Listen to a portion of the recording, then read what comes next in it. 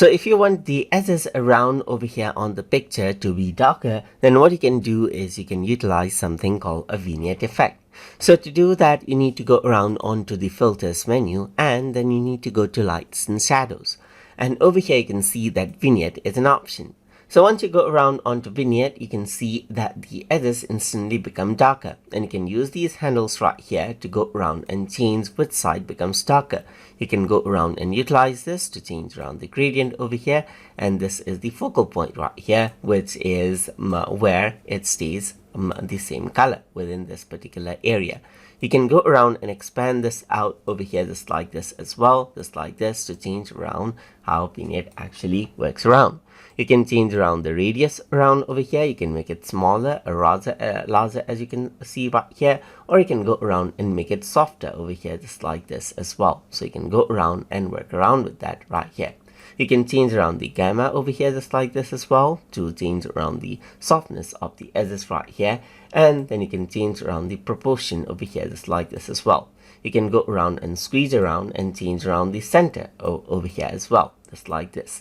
And you can go around and change around the rotation as well. Once you do that, you can see that there's on canvas controls that you can turn on and off right here, and then work around with the preview as well, just like this. And you can also see the split view to see the before and after right here, just like this, by clicking and dragging this. So let me just go around and cancel this, and over here you can see that you can go around and change around the color of the vignette as well, according to how you want right here. So you can choose any different color as you can see right here, and that vignette color will be applied around over here. So let's go around, go for a more bluish color right here, and that is what you have right here.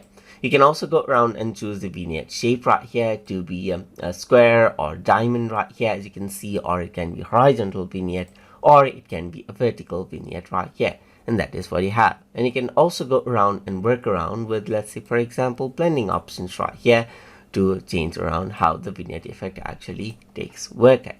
So once you're happy with the output, you can simply press OK, and that will be applied onto the picture.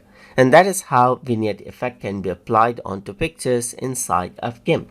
So hope you guys learned something as always. And as always, please like, comment, share, and subscribe.